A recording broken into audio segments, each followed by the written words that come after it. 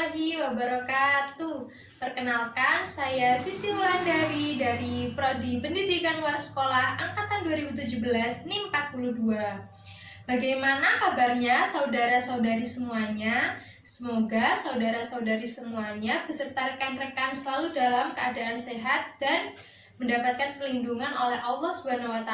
Amin amin ya rabbal alamin.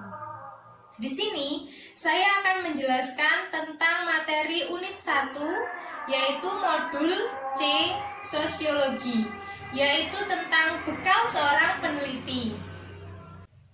Apa saja sih materi yang akan kita bahas pada bab ini?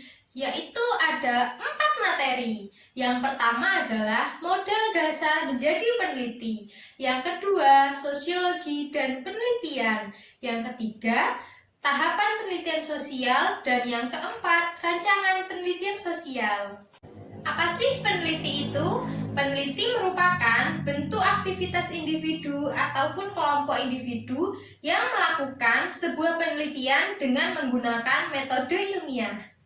Penelitian dan metode dikatakan ilmiah jika dalam kegiatannya didasarkan pada karakteristik keilmuan, yaitu antara lain ada 3. Yang pertama, rasional. Maksud dari rasional ini, penelitiannya harus masuk akal dan dapat dijangkau oleh nalar. Selanjutnya yang kedua, empiris. Empiris ini caranya dapat diamati oleh panca indera manusia. Selanjutnya yang ketiga, sistematis. Ini berarti proses dan langkah-langkahnya harus logis. Selanjutnya kita akan masuk ke materi yang pertama, yaitu modal dasar menjadi peneliti. Nah, modul dasar menjadi peneliti ini ada 7. Yang pertama yaitu objektif, yang berarti bebas dari sentimen pribadi atau tidak mudah berprasangka sebelum menemukan fakta ataupun kebenarannya.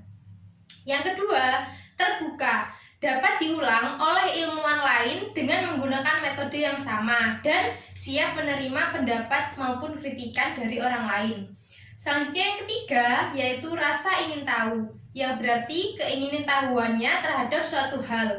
Selanjutnya yang keempat, faktual. Ini berarti setiap tindakannya ataupun ucapannya didasarkan oleh fakta. Lalu yang kelima, analitis. Ini berarti berpikir secara sistematis dengan didasarkan pada fakta dan teori yang relevan. Selanjutnya yang keenam, kritis. Ini berarti berpikir secara mendalam terhadap suatu hal. Dan yang terakhir yang ketujuh adalah solutif. Ini berarti bersifat mencari penyelesaian masalah. Baik, kita akan masuk ke materi yang kedua, yaitu sosiologi dan penelitian sosial. Nah, jenis penelitian sosial dibedakan atas sejumlah kriteria tertentu. Antara lain dibedakan menjadi 4. Yang pertama, berdasarkan manfaat. Berdasarkan manfaat, kita bedakan menjadi 5. Yang pertama adalah penelitian murni, yaitu pengembangan keilmuan. Yang kedua, penelitian terapan, menyelesaikan masalah. Yang ketiga, action research, yaitu pengetahuan sebagai kekuatan. Dan yang keempat, social impact assessment, memperkirakan dampak. Sedangkan yang kelima, evaluation research, mengukur efektivitas. Lalu yang kedua, berdasarkan tujuan. Ini dibedakan menjadi 3. Yang pertama, eksploratif, yaitu menggali suatu gejala yang relatif masih baru. Yang kedua, deskriptif, yaitu memberikan gambaran yang lebih detail mengenai suatu gejala atau fenomena. Sedangkan yang ketiga, eksplanatif, yaitu menemukan penjelasan mengenai mengapa suatu gejala atau fenomena itu terjadi. Yang ketiga, berdasarkan dimensi waktu. Ini dibagi menjadi 3. Yang pertama, cross-sectional studies. Ini berarti membatasi studi tentang masyarakat pada satu objek dan waktu tertentu saja. Yang kedua, longitudinal study, yaitu berusaha mengungkap akibat dari suatu peristiwa yang berlangsungnya relatif lama. Sedangkan yang ketiga, ex post facto studies, yang berarti berusaha menelaah faktor-faktor yang dianggap sebagai penyebab dari realitas ataupun fenomena sosial secara aktual. Dan yang terakhir, yang keempat, berdasarkan jenis dan kualitas data. Ini dibedakan menjadi dua.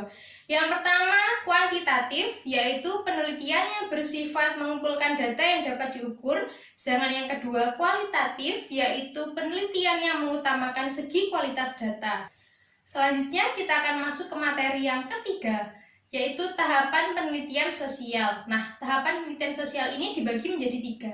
Yang pertama, tahap persiapan. Kedua, tahap pelaksanaan. Dan yang ketiga, penulisan laporan.